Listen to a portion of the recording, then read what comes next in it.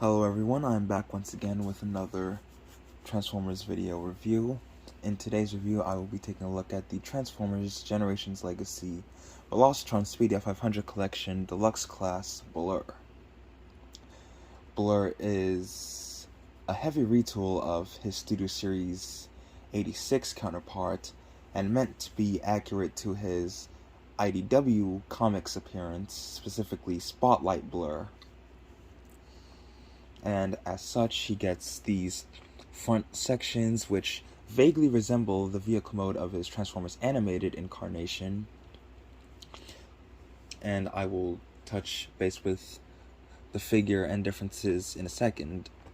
Unfortunately, I never had or got the SS86 Blurr, as this is my only experience with the mold, and they did a pretty good job retooling this mold, and I unfortunately can't say the same for the Shattered Glass version of this mold.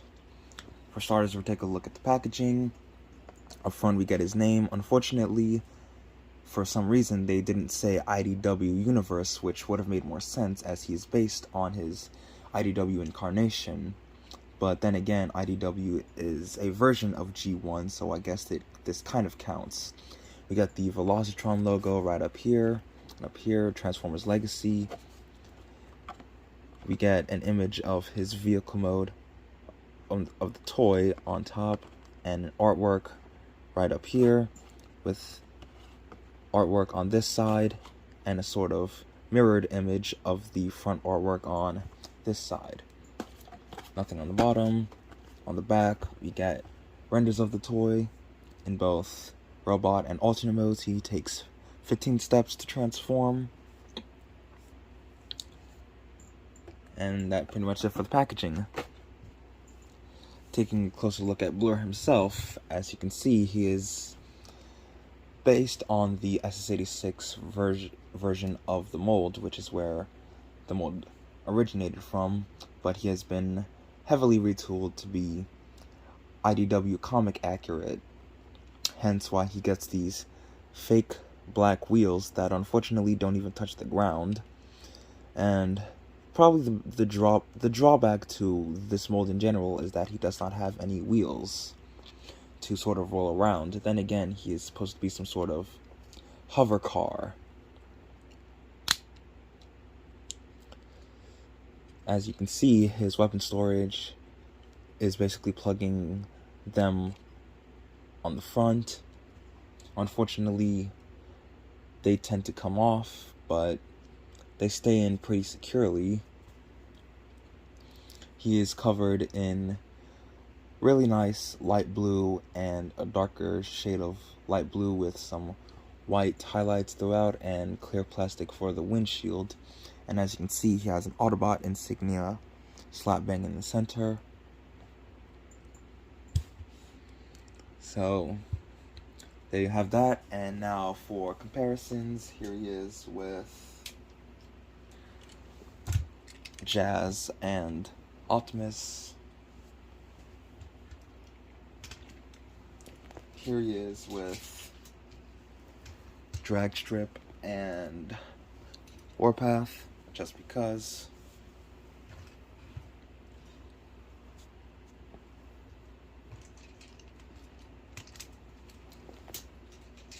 Here he is with Blitzwing, also just because.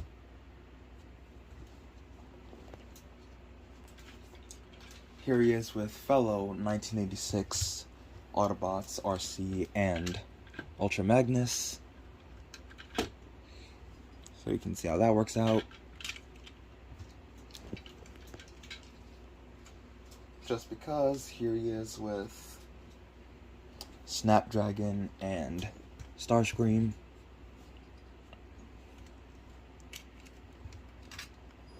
And with the other 1986 characters of Cyclonus and Galvatron. Galvatron, I will have a review coming up soon, so stay tuned for that.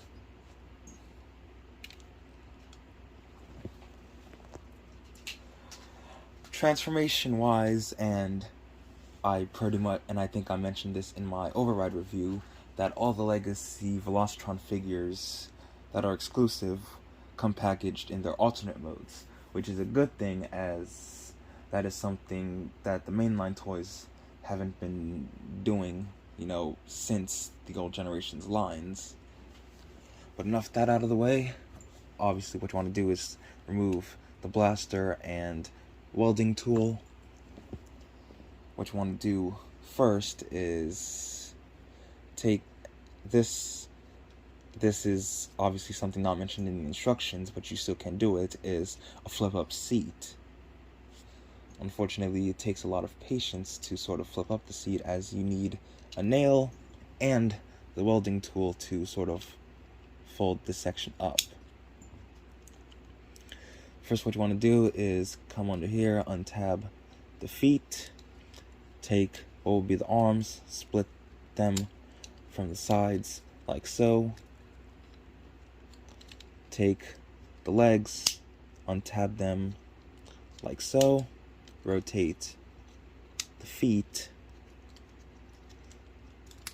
like that. Then what you want to do is come over here, fold these sections out like so, split the legs, take this section, fold it in like so. Then it's just a matter of taking these and folding them and locking them in place. Take the feet, fold them down like so, and you pretty much have the bottom half done.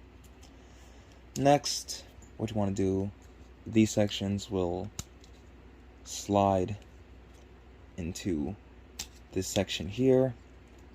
Take this windshield section that will rotate down like so. Take the arms, hinge them up, and they will lock into place like so. Rotate the arms down like so. Take this front section, fold it back like so, and it will lock into place very securely like that. Last but not least, take these sections, rotate them like this. They will click and lock underneath the arms like so. And there you go. There is Legacy IDW Blurr in his robot mode. And for a retool, he really came out great. Of course, let's take a look at the details with that very IDW based head sculpt. With, rather than a neutral face, he has a smirking face, which gives him a bit more personality. And obviously the face looks way better than how Studio Series 86 did it, and is on par with the face sculpt of his Shattered Glass counterpart. Of course, minus the whole eye patch that the Shattered Glass version was going for. Nice details for the shoulders. Obviously the kibble goes onto his arms, but he's very clean on the back. Nothing much on the legs.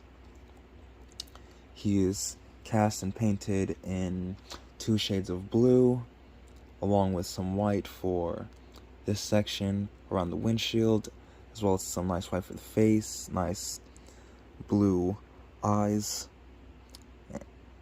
and white for the shins. Articulation wise, head appears to be on a ball joint, so it can do the full 360, look up and down a bit. Arms can do the full 360, they can go in and out on universal joints. Bicep swivel, bend at the elbow, nothing at the wrist unless you disengage this, which then again it doesn't really work because the fist and the kibble are connected, so that's a bit of a drawback on the figure. He has an uncompromised waist rotation that can do the full 360. Legs can't kick forward that far. Back to about that far. He can do the full splits. Thigh rotation on a swivel joint. 90 degrees of bend at the elbow. Not the elbow, the knee. Feet have ankle tiltage, and do the transformation. They can pivot forward that far. Can't really pivot backward, and you can get him into some really dynamic poses if you use the feet in this sort of outward position.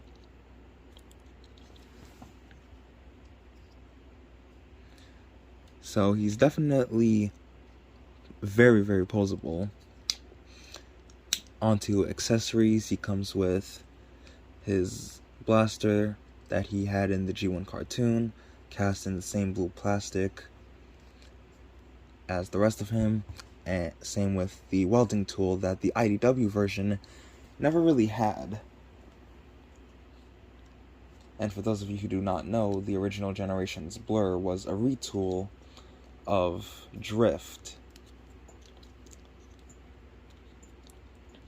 So, obviously you can store the weapons on his back, though the only one that does work in terms of storage is the welding tool, as Blurr was never usually seen in IDW with it. I've never read much of IDW where Blurr is featured, but I do know he never had that from the G1 cartoon, as, well, IDW Blurr is a different character from the one who was seen in the cartoon and comics. Unfortunately, it is not Blast Effect compatible. And something just dropped. And here's proof that even if it is Blast Effect compatible, you kind of have to squeeze the Blast Effect in, which is something that I don't really like or care for. So, there you have that.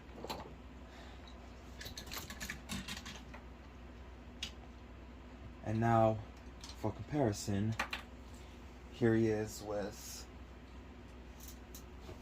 Optimus and Jazz. Obviously, Blurr is a bit taller of a Deluxe, so you can see how that works out. Here he is with Starscream, just because. Here he is with Snapdragon, also just because. Here he is with Dragstrip and Warpath, so you can see how that works out.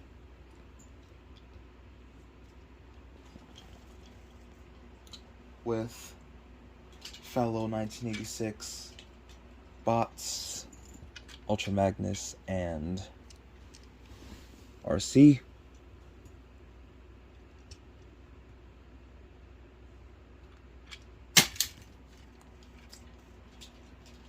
And because they're also from 1986, here he is with Cyclonus and Galvatron.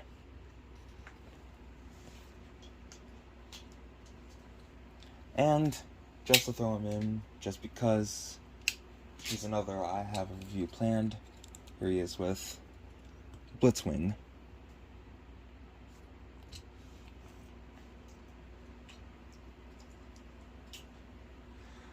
So, some final thoughts on the Transformers Generations Legacy Velocitron Blurr.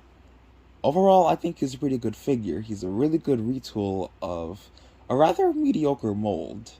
And unlike the original version that came in SS86, despite him having bigger kibble on the arms, they're held in rather securely, which is surprising given that how big they are. Whereas on the original and Shattered Glass versions, they tend to flop around.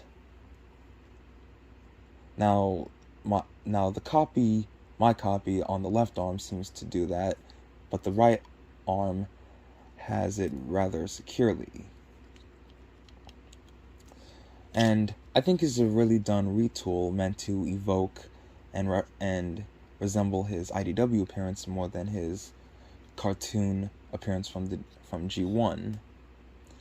So even if you never got SS86 Blurr, or you don't care for that version of the mold, I think IDW Blurr in the Velocitron line for Legacy is actually much better.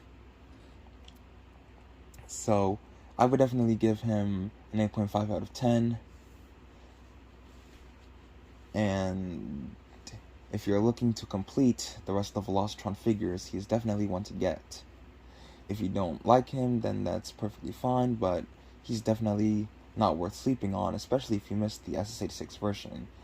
And I would have brought out my Titans Return version to compare him, but unfortunately, that old figure of mine isn't in the best condition, and what's interesting is that the transformation is rather similar to the Titans Return one, minus the whole headmaster gimmick that Titans Return was going for. So overall, yeah, there you have it, guys. That is my review for the Transformers Generations Legacy Velocitron Speedia 500 collection, Deluxe class, IDW Blurr. I hope you guys enjoyed. Make sure to follow me on social media, like, comment, share, and subscribe. And I'll see you all in the next one.